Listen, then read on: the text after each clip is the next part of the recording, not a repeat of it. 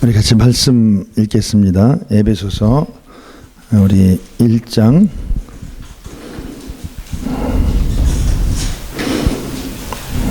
우리 20절부터 23절까지 말씀 우리 같이 합독합니다. 에베소 1장 20절에서 23절까지 말씀 같이 합독합니다. 그의 능력이 그리스도 안에서 역사하사 죽은 자들 가운데서 다시 살리시고 하늘에서 자기의 오른편에 앉히사 모든 통치와 권세와 능력과 주권과 이 세상뿐 아니라 오는 세상에 일컫는 모든 이름 위에 뛰어나게 하시고 또 만물을 그의 발 아래에 복종하게 하시고 그를 만물 위의 교회의 머리로 삼으셨느니라. 교회는 그의 몸이니 만물 안에서 만물을 충만케 하시는 이의 충만함이니라. 아멘. 저는 저기 그 용인에 사는데 한 9시 좀 넘어서 왔어요. 출발했는데 어젯밤에 내비를 쳐봤더니 한 55분 정도 돼요. 근데 오늘 한 2시간 반 정도 여유를 잡고 왔는데 저 경부, 영동, 그다음에 외곽순환도를 하는데 이제 그냥 시원하게 뚫린 데가 없더라고요. 여기 다 왔는데 또 주차장 입구에 또 어떤 차가 딱 가로막고 있어가지고 못 들어가가지고 옆에 빌딩에 갔다가 세우고 오고 이러느라 좀 늦었습니다. 죄송합니다.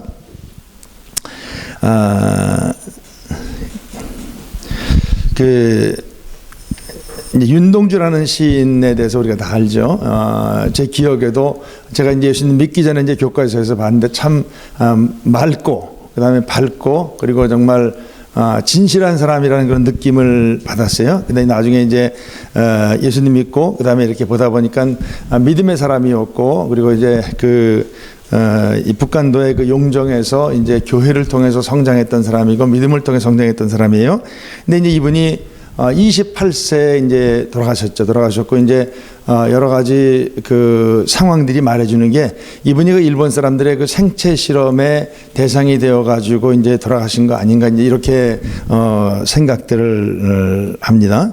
우리는 이런 질문을 할 수가 있죠. 뭐냐면은 왜 생사복의 주인이신 하나님께서 저렇게 신실하고 선하고 맑은 사람에게 저런 고통 그리고 아픔 그리고 정말 번민의 인생을 주셨을까를 한번 생각을 해 봅니다.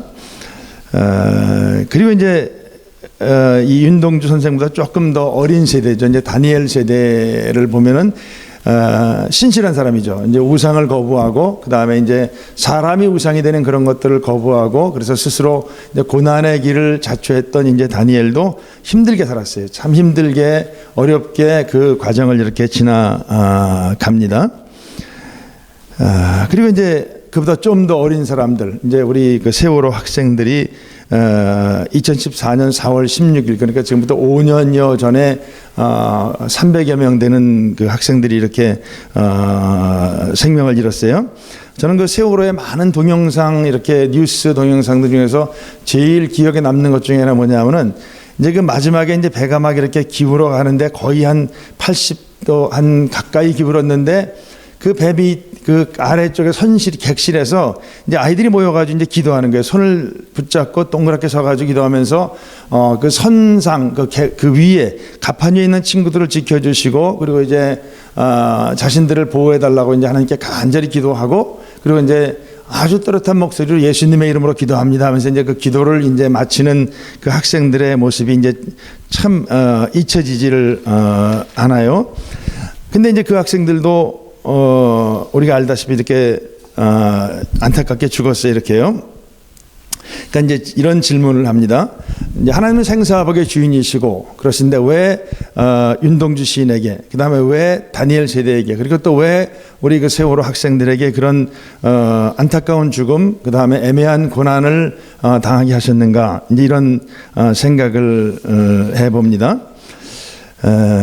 근데 이제 지금 말씀드린 그런 사람들만이 아니에요. 윤동주 시인의 친구이자 이제 같은 교회 출신 송몽규라고 하는 그 청년, 이제 참 고뇌의 시간을 지내다가 이제 똑같은 그런 비슷한 길을 갑니다.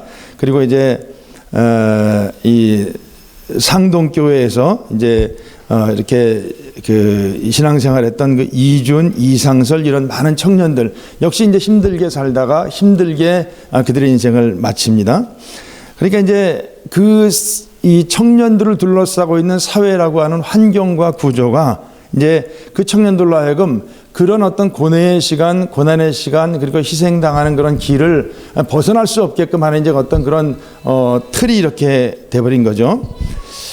자, 우리 사회가 이렇게 어떤 이 우리의 환경과 어떤 우리 둘러싸여 있는 구조인데, 이런 사회가 어떤 환경과 구조가 우리에게 이제 억압으로 다가오고 사슬로 다가왔을 때 정말 고통스럽고 피하기가 무척 어렵죠. 왜냐하면 인간은 다 어찌 보면은 우리가 살다 겪는 게 뭐냐면은 무능해요. 무능하고 무력하고 무지하기 때문에 자기 자신과 자기 가족의 삶조차도 참 지고 나가기 힘든데, 근데 이 사회라고 하는 거대한 환경과 구조가 우리의 삶을 누르면은 거기서 벗어나기 정말 쉽지 않고 어렵죠.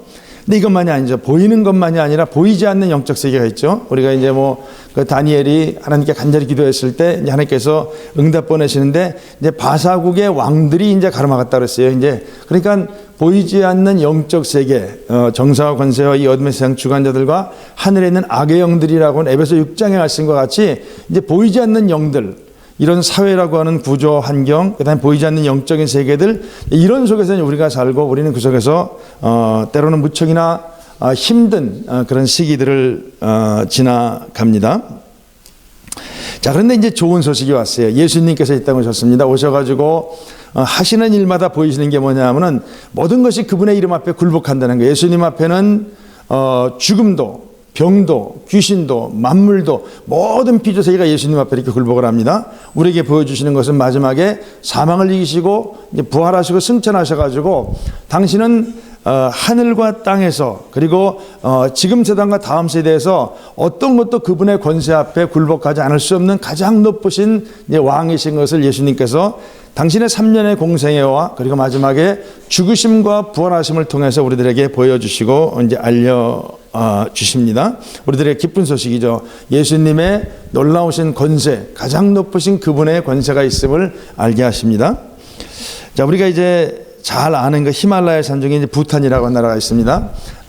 제가 이렇게 설교를 준비하면 찾아보니까 우리나라 지방자치단체장 한 20명쯤 가가지고 부탄의 관리들하고 사진 찍었어요. 왜 그랬냐면은 부탄은 이제 국민총 생산이 아니라, 경제적인 목적이 아니라 어떤 국민총 행복이라고 하는 행복의 구체적인 현실적인 것들을 이제 국정지표로 삼았어요. 그래서 이제 많은 지자체장들이 가가지고 사진 찍고 배우고 막 그럽니다. 근데 이제 얼마 전에 이제 그 포린 폴리시라고 하는 그 외교 잡지에서 나오기를, 이제 마약과 알코올이라고 하는 것들이 이 사회를 굉장히 깊숙이 장악하고 이제 공격을 하는 거예요. 그러니까는 행복을 추구해요. 하버드를 나온 참 인자한 왕이 나라를, 국민들의 행복을 높이겠다고 이렇게 여러 가지 이제 이런 정책을 펴니다. 근데 그 밑에는 뭐냐 하면은 마약과 알코올 중독. 이건 정말 미국도 그렇고 러시아도 그렇고 세계에 힘 있는 나라, 그 다음에 부탄같이 저렇게 작은 나라 할 거 없이 많은 나라의 사람들에게 참 힘든 굴레와 같은 것인데 이 마약과 알코올이 이제 지배하고 있다. 이런 이제 그 뉴스가 나왔어요. 그러니까 이제 보여주는 것은 뭐냐면은 인간의 능력이라는 게, 인간의 능력으로 개개인을 둘러싸고 있는 사회와 그 환경을 갖다가 개선한다, 또는 획기적으로 개선한다, 발전시킨다, 이런 것들이 얼마나 어렵고 힘든가를 이제 우리는 부탄의 사례를 통해서 또 거꾸로 미국이나 러시아 같은 이런 강대국의 사례를 통해 보게 됩니다. 18세기 서구 국가들을 이제 우리가 이렇게 특징 지을 수 있는 것들은 여러 가지가 있지만, 이제 공업이 발전하죠. 공업화가 이루어지고, 그리고 이제 이런 제국주의적인 그런 이제 이런 그 팽창이 이루어지고, 그리고 이제 그에 따라가 이제 흑인들 노예로 삼는 흑인 노예 제도 같은 것들이 이제 18세기 후반에 18세기에 이제 서구 사회를 이렇게 특징 짓습니다. 영국도 그런 나라 가운데 하나였죠. 그래가지고 굉장히 경제적인 부를 축적을 하고 나라도 굉장히 외형적으로 성장을 했어요. 근데 이제 그 내부 사회는 뭐냐면 빈부격차, 양극화, 그 다음에 빈곤이 확대가 되고 심화가 되고 가정과 가족이 위기가요. 그러니까 이혼이 급증하고, 그 다음에 도덕이 추락하고 막 이런 일이 생깁니다. 알코올 중독 이런 것도 굉장히 심했고. 자, 그런데 이런 그 어둠이 지배하고 있는 것 같은 영국 사회에 정말 하나님의 놀라운 역사가 이루어졌죠. 우리가 아다시피 이제 요한의 순례를 필두로 하는 감리교 운동이 벌어져 가지고 이런 그 서구의 다른 나라들이 혁명, 내전 이런 아주 갈등을 겪고 나서 이렇게 그 단계를 벗어났는데 영국은 이제 그런 유혈 혁명의 과정 없이 정치적으로 그다음에 산업적으로 이렇게 좀 더 안정적인 상황으로 들어가고 그리고 또 이제 일시적인 어느 정도 지속되지 못했어요. 근데 그러나 일시적으로 도덕적으로도 많은 발전이 있었습니다. 요한의 순례와 이제 감리교 운동이 영국 사회에 미친 그런 좋은 영향이죠. 자, 우리 성경을 보면 이제 이사야서 52장, 40장, 59장 이렇게 보면은 하나님께서 이런 말씀하셔요. 하나님의 거룩한 팔을 이 땅에 보내신다 그랬어요. 이 땅에 거룩한 하나님의 팔을 보내셔가지고 그 팔로 다스리시고 그 팔로 구원하신다 그러십니다. 그러니까 하나님께서 우리 개개인을 둘러싸고 있는 사회를 갖다가 주님께서 우리 힘으로는 참 어찌할 수 없는 거예요. 우리에게 생사복에 지대한 영향을 미치고 우리의 행복에 결정적 영향을 미치기도 하는 사회를 갖다가 우리 힘으로 할 수 없는데 주님께서 이 땅에 예수님 보내셔가지고 그의 거룩한 팔, 완강한 팔로서 이제 세상을 다스리신다 말씀하십니다. 그리고 예수님 말씀하시길 뭐라 그러냐면은 마태복음 12장 귀신을 쫓으시면서 하나님의 손으로 이제 하나님의 권능, 하나님의 손이라고 합니다. 이제 성령님으로 이 땅에 오셔가지고 이제 귀신을 쫓으시는 그런 얘기가 나와요. 그러니까 하나님께서 당신의 팔이신 예수님, 당신의 손이신 성령님을 통해가지고 이 땅에 눌려있는 많은 사람들, 그리고 이 땅에 묶여있는 많은 사람들, 그리고 개개인의 힘으로는 정말 어찌할 수 없는 그런 사회라고 하는 환경과 구조를 그분께서 손을 대시고 공의와 정의가 다스리는 그런 세상으로 주님께서 이끄시기 원하신다는 걸 이제 구약에 예언하시고 그리고 예수님 오셔가지고 이제 많은 그런 권능을 우리에게 이렇게 보여주십니다. 자, 하나님께서 우리를 둘러싸고 있고 신자들도 그 속에 살죠. 환경과 우리가 살고 있는 이런 그 구조인 이 사회를 갖다가 하나님의 팔과 손으로 온전케 하시기를 원하셔요. 성경은 굉장히 많은 곳에 시편을 읽어보면은 우리 신앙이 절대로 개인적이거나 내면적인 신앙에 그치는 것이 아님을 하나님은 너무너무 자주 그 다음에 너무너무 강력하게 반복하게 우리들에게 반복해 말씀하십니다. 그래서 우리 하나님께서 또 다른 윤동주, 그 다음에 또 다른 다니엘, 그 다음에 또 다른 세월호 학생과 같은 그런 희생자가 생기지 않도록 무고한 희생을 치르지 않도록 우리 하나님께서 당신의 팔과 손과 함께 일할 손가락을 찾으셔요. 누구죠? 교회와 신자죠. 우리 에베소 1장에 아까 읽은 부분은 그거죠.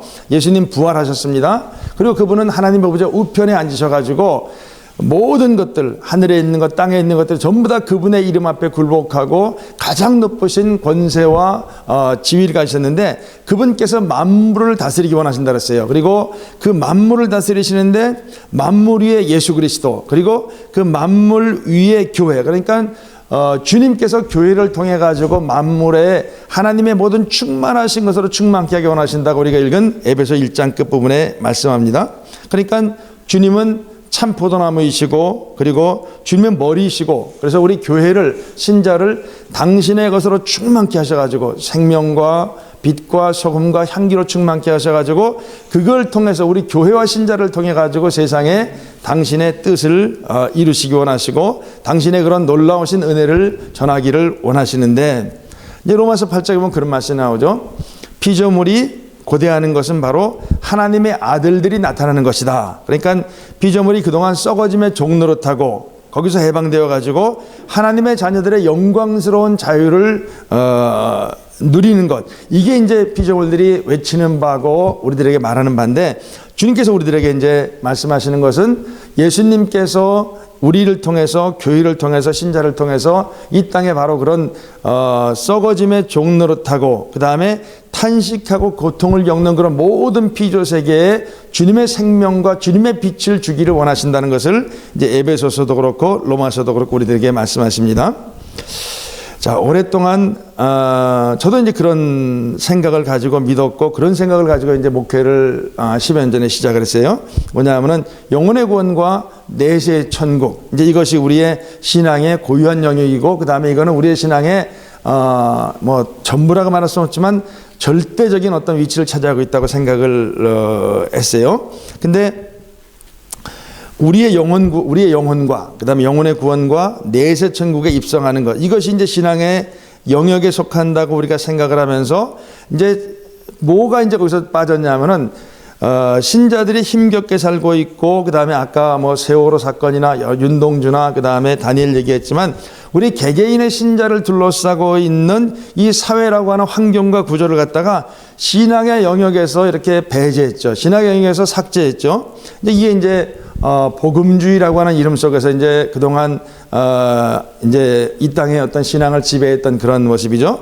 복음주의도 이제 부족해서 순수 복음주의라고 이제 이렇게 뭐 CTS나 국민일보나 이제 이렇게 그 앞에다가 붙였죠. 그러니까 복음이 축소가 된 거예요. 복음은 우리 개인의 영혼에, 우리 예수님이 오셔가지고 우리 영혼을 지배하시는 것 시작해가지고 주님이 만드신 모든 피조세계 가운데 하나님의 주권과 통치와 그분의 다스리심이 나타나는 것이 바로 복음이죠. 그러니까 복음이라는 말이 성경에 찾아보면은 하나님의 복음, 예수님의 복음 딱 한 번 나와요. 한 번씩 나와요. 그리고 구원의 복음 한 번 나오고 평안의 복음 한 번 나오고 나머지는 전부 다 뭐냐면 천국 복음, 하나님 나라 복음이에요. 수십 차례 이상 뭐냐 하면은 복음은 하나님의 나라는 거예요. 이사야 55장에 복음이 뭡니까? 하나님이 다스리신다. 그러니까 하나님께서 그리스도 예수님을 통해서 이 세상을 다스리시고 우리의 영혼부터 세상까지 모든 피조세계를 회복하기 원하시는 게 바로 복음이고, 예수님이 이제 그것을 위해서 이 땅에 오신 분이시고, 그리고 우리에게 이제 그 복음을 말씀을 하시죠.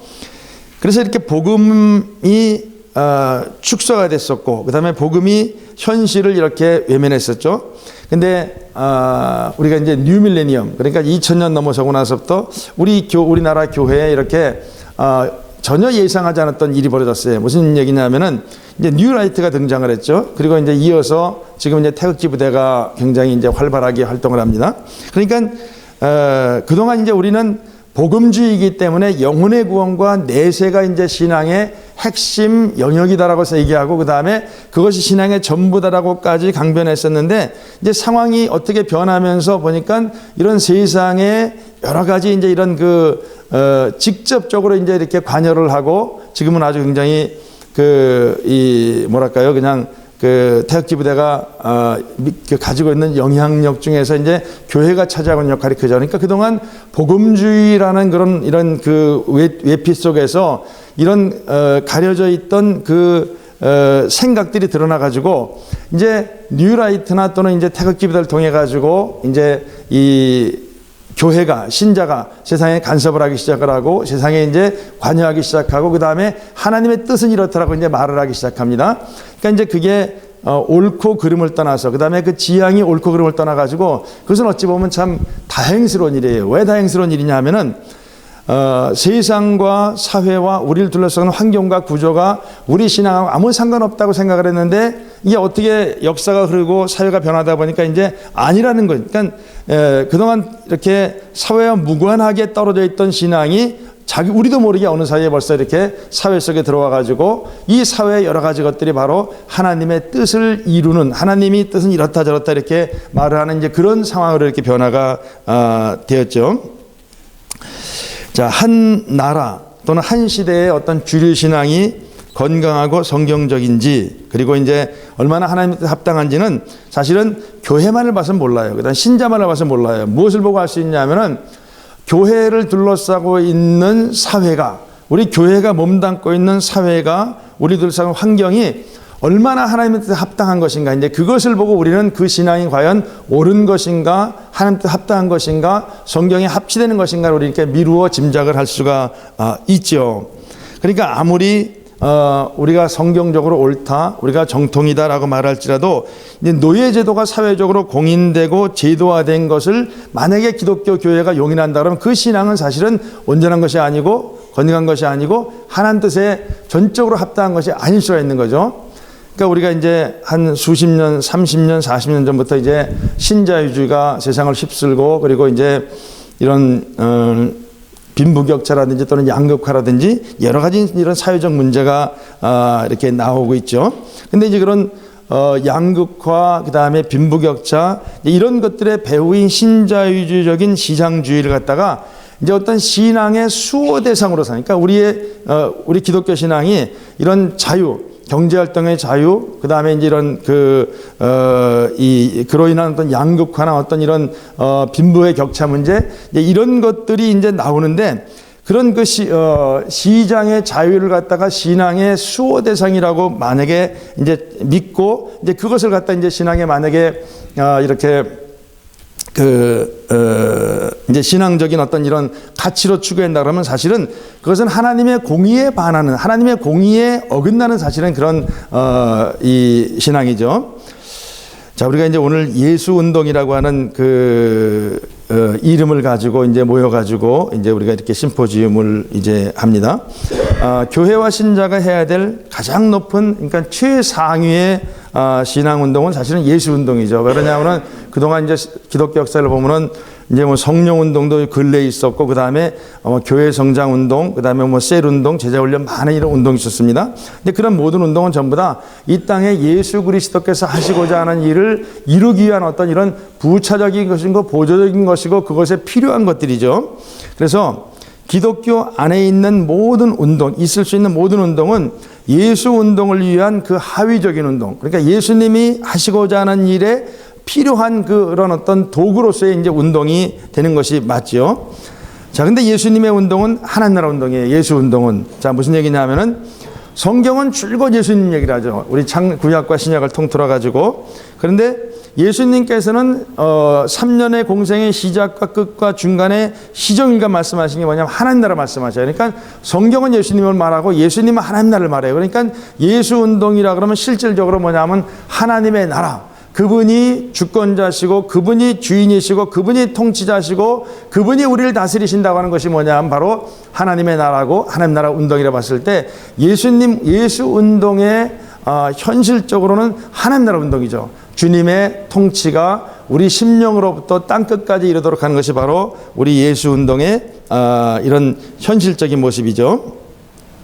자, 그래서 예수 운동은 하나님의 나라 운동이어야만 하는데, 그래서 이제 결과적으로 이제 우리는 하나님 나라 운동은 필연적으로 이제 앞서 말씀했듯이 이런 사회적인 책임감을 가지고 사회적인 영역에서도, 그러니까 우리 심령을 으로부터 시작되어 가지고 이런 사회까지도 주님께서 하시고자 하는 일을 우리가 그분의 도구가 되고 그분의 손이 되고 그분의 입이 되어 가지고 하는 것, 이게 뭐냐면은 사회적인 영역에서도 그분의 통치와 주권이 이루어지도록 우리가 사회적인 책임감을 갖는 것이 뭐냐면은 바로 예수 운동에 반드시 있어야 될 그런 필요한 덕목이죠.